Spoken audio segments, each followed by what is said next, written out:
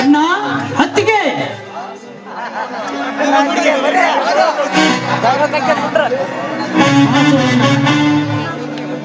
ಬಾ ಸೋದರ, ಈಗ ಬಂದೇನಪ್ಪ? ಇಷ್ಟೊತ್ತಿನವರೆಗೂ ಊಟ ಉಪಚಾರವಿಲ್ಲದೆ. ಹೇ ಸೋದರ, ನೀನಿಲ್ಲದೆ ನಿಮ್ಮ ಅತ್ತಿಗೆ ಊಟ ಮಾಡುವುದಿಲ್ಲ ಎನ್ನೋದು ಗೊತ್ತಿಲ್ಲವೇನು? ಇಷ್ಟೊತ್ತಿನವರೆಗೂ ಹೊಲದಲ್ಲಿದ್ದೇನಪ್ಪ? ಹೌದಣ್ಣ, ಕರೆಂಟ್ ಹೋದ ತಕ್ಷಣ ನೀರನ್ನು ಹಾಯಿಸಿದ ಬಿಟ್ಟು ಹಾಸಿನಿಂದನೇ ಬಂದಿದ್ದೀನಿ ಅಣ್ಣ. ಆದರೆ ನಾನು ಬರುವುದರೊಳಗೆ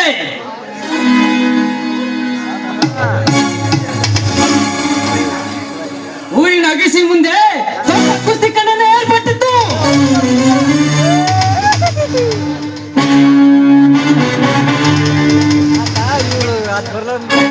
ಅಂದ್ರೆ ಮೈದುನ, ಅದರಲ್ಲಿ ಕಡೆ ಕುಸ್ತಿ ನೀನೇ ಆಡಿದೀಯಾ? ಹೌದು ಅತ್ತಿಯಮ್ಮ, ಕಡೆ ಕುಸ್ತಿನ ಕಿತ್ತಿದೆ ಅತ್ತಿಯಮ್ಮ. ಆ ಕಣದಲ್ಲಿ ಕಡೆಗಡಿ ನೋಡಿ ನನ್ನ ಮೈಯೆಲ್ಲ ರೋಮಾಂಚನಗೊಂಡು ಆ ನನ್ನ ತಂದೆಯ ನಿರ್ಪಾದ ಎನ್ನುವ ಶಕ್ತಿ ನನ್ನಲ್ಲಿ ಆವರಿಸಿಕೊಂಡು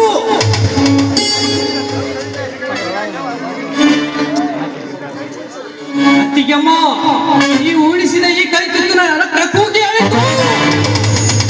ಆ ಕಡೆ ಗಡಿಯನ್ನು ಒಗೆದು ಗಡಿಕೀಲೆಂದು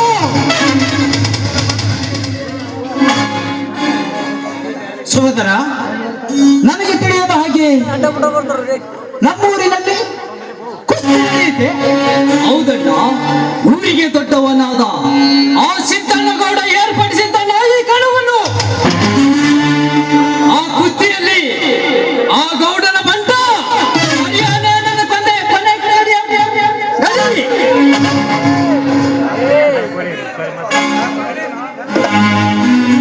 ಅಲ್ಲ ಮೈದುನ, ಆ ನೀಚ ಕ್ರೂರಿಯ ಕಣಕ್ಕೆ ನೀನ್ಯಾಕ ಹೋಗಿದ್ದು? ಬಲರಾಮ, ಏನಿದು ನಿನ್ನ ನಿಗೂಢ ರಹಸ್ಯದ ನಡಿ? ಬಲರಾಮ, ಏನದು? ಏನಂತ ಬೇಗನೆ ಹೇಳು. ಅಣ್ಣ, ಜಿಲ್ಲಾ ಸಹಕಾರಿ ಬ್ಯಾಂಕ್ ಚುನಾವಣಾ ಅಭ್ಯರ್ಥಿಯಾದ ಆ ಗೌಡ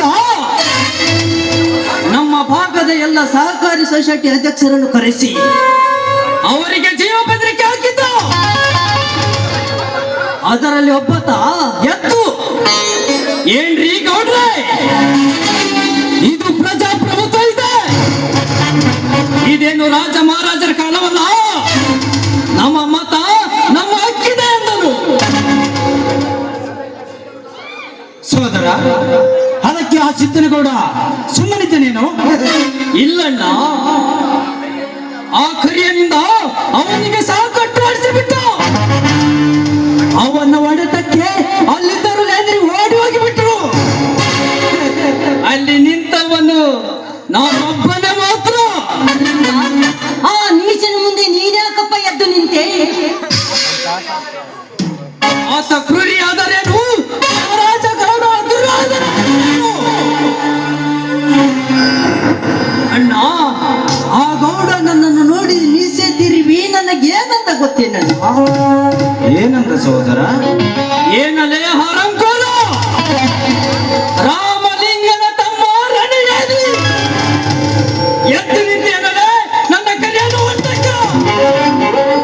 ಬಾ, ಗಂಡಸಿನಾಗಿದ್ದರೆ ನಿಮ್ಮಪ್ಪಗೆ ಮಗನ ಹುಟ್ಟಿದಂಗೆ ಆಗಿದ್ದರೆ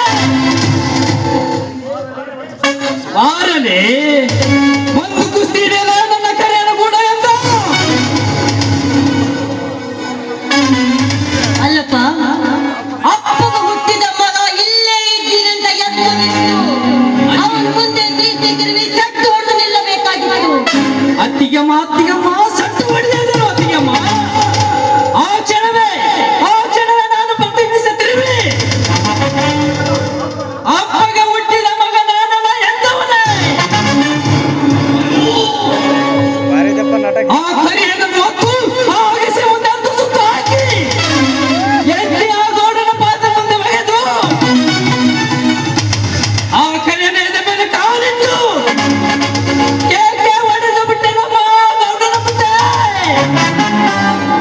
ಆವಾಗ ಈ ರೈತನ ಗುಡುಗಿಗೆ ಆ ಧನಿಕನ ಎದೆ ಗಡಗಡ ನಡಿಗೆ ಹೋಯ್ತಮ್ಮ, ನಡಿಗೆ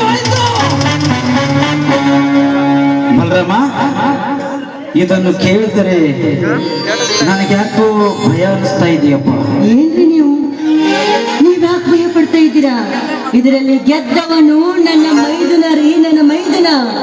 ಇಂದಲ್ಲ ನಾಳೆ ಆದ್ರೂ ನಮ್ಮ ಮನೆತನವನ್ನು ನಾಶ ಮಾಡಿದ ಅವರೆಲ್ಲರ ಸಂಹಾರ ಆಗಲೇಬೇಕು. ಹೌದಣ್ಣ, ಮಾಡಿದವರಿಗೆ ಮಾಡಿ ತೋರಿಸಬೇಕನ್ನುವ ಸುಭಾಷ್ ಚಂದ್ರ ಅವರ ಮಾತು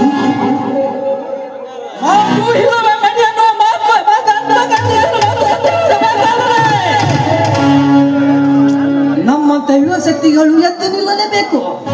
ಅಂದಾಗ ಈ ರಾಜ್ಯ ರಾಮ ರಾಜ್ಯ ಆಗುವುದರಲ್ಲಿ ಸಂಶಯವಿಲ್ಲಣ್ಣ, ಸಂಶಯವಿಲ್ಲ.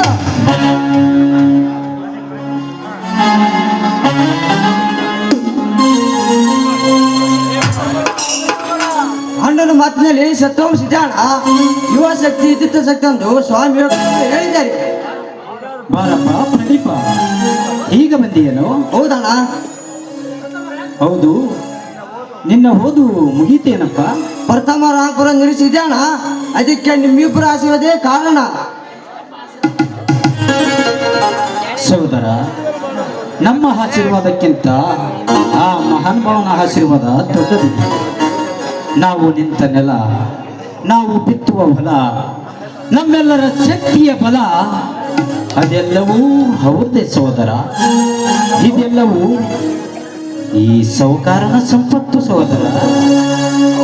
ಹೌದಣ್ಣ, ಪ್ರವೀಣರು ಪದೇ ಪದೇ ಹೇಳುತ್ತಿದ್ದರು, ಅವರು ನಿಮ್ಮ ಮಾತಿಗೆ ತಂದವರು ಅಂತ ಹೇಳಿ.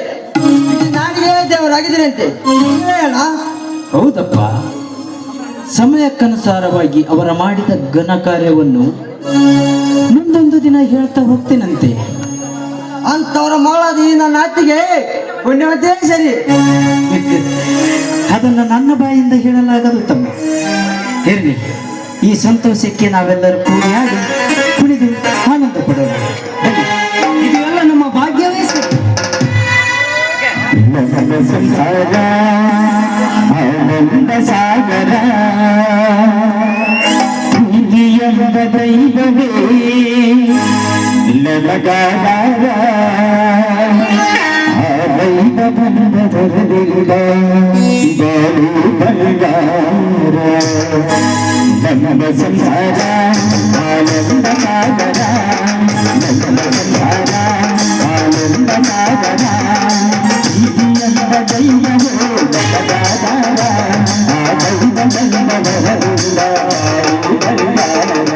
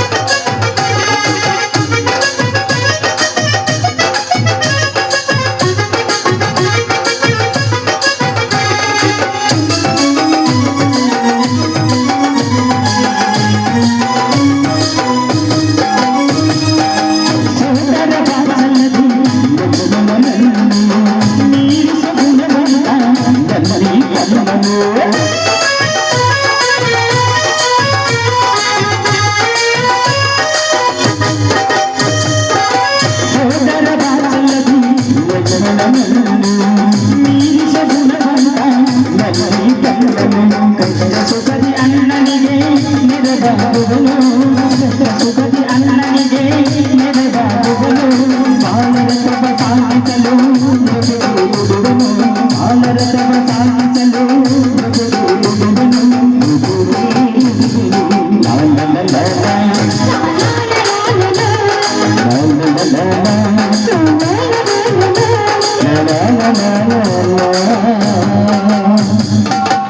ಬನ್ನಿ ಎಲ್ಲರೂ ಸೇರಿ ಬಿಸಿ ಬಿಸಿ ಬಿಸಿ ಅನ್ನ ಸಾಂಬಾರು ಊಟ ಮಾಡಿ